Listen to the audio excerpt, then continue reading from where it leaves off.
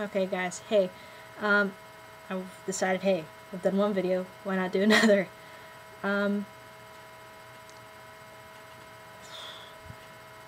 This is gonna be part of my, pagan gods,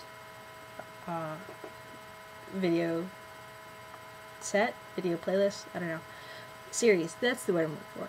This is gonna be part of my video series of the pagan gods, and of the neo-pagan faith. This video I wanted to talk about Arianrhod, or the goddess of the silver wheel, or of the moon. I've noticed that all of these gods have very complex meanings, and I come from a Mormon background, which is very simple and easy to the point, so as interesting as all this is, it gets confusing. Okay. I just wanted to point that out before I began. Okay. Arianrhod is the goddess of the silver wheel, and she's a major Welsh goddess and a major Celtic goddess. She is, her story begins with, at least one of the early stories that we know of, begins, it is the story of the, again, I always get these stories, all these names are very, very hard to pronounce. The, Mabinogion.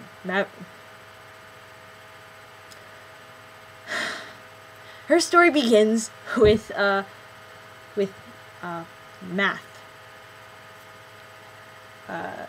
Math is the uncle of Arianrhod. And, you see, Math has this thing where he has to have a virgin, royal virgin foot holder, which is kind of strange. I mean, why do gods need a foot holder? But anyway, and why does it have to be a virgin? But anyway, Math actually had his last virgin foot holder was raped, and so now she's not a virgin anymore. So he set out to find another virgin foot holder, and Gwydion, Arianrhod's brother, decided, hey, Arianrhod, guess what? You're gonna go and be the royal foot holder. And so, Arianrhod goes and steps up to Math and says, hey, I'm a virgin, I would love to be your foot holder. And so Gwydion actually kind of just set his sister up. But since it can only be held by a virgin, Arianrhod had to pass a test, and that involved essentially just stepping over a wand and seeing what happened. So Arianrhod steps over the wand, and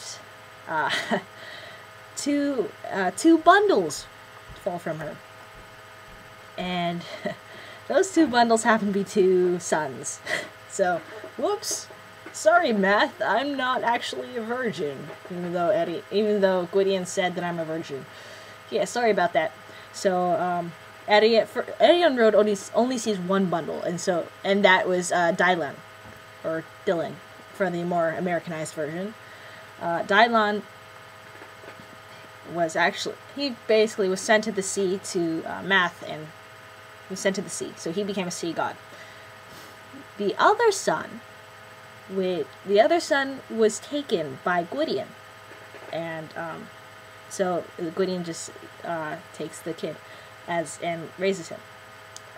Some stories, in some of the subtexts, it's actually suggested that Gwydion and Arianrhod had an incestuous relationship, which is a little strange, considering that, Gwydion kind of said, hey, my sister's a virgin, which is really not, because, yeah, let's not go there. Anyway, but that's actually, it's kind of implied. But anyway, so Gwydion takes the kid, and years later, Gwydion says, hey, look, Arianrhod, here's your kid. Remember that time when you went to test Math? When you got tested by Math? Yeah, here's the other kid that you had. Yeah, here he is. And so Arianrhod was very, very angry that she had to be reminded of how shamed she was, because that's actually quite embarrassing to be, to find out that, hey, you're actually, to be proven that, hey, you're not a virgin.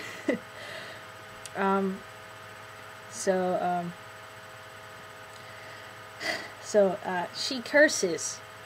Arianrhod actually curses the kid to A, never have a name, B, never bear any arms, and C, never take a mortal wife. So Gwydion says, that's not gonna happen, sister.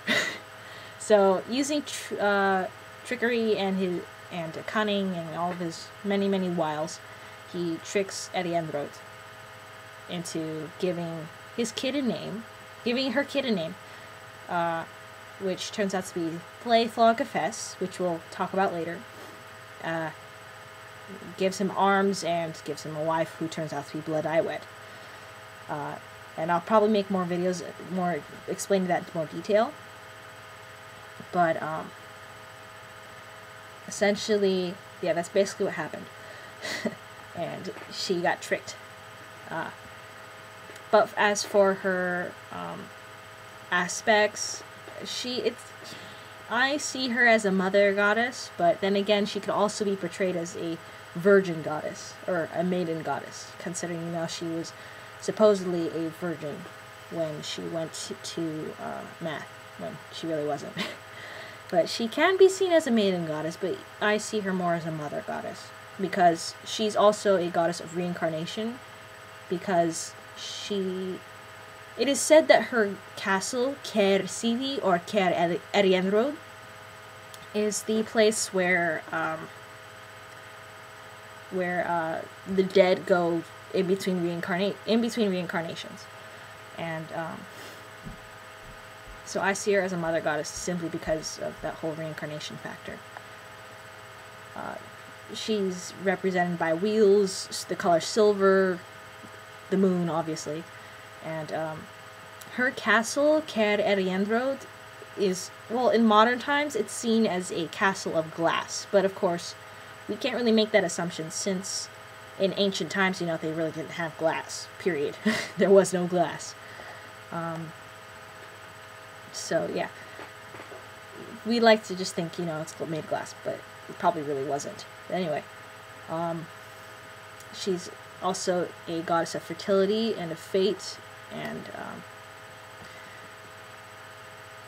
well, personally, I think that one of her animals is the wolf, simply because the whole howling at the moon thing.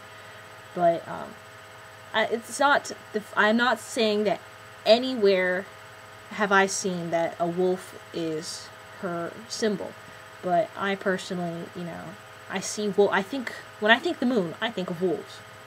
And I think a lot of viewers out there would also think wolves, simply because of the werewolf factor. But I see the wolf as, strong, proud, regal, and worshippers of the moon.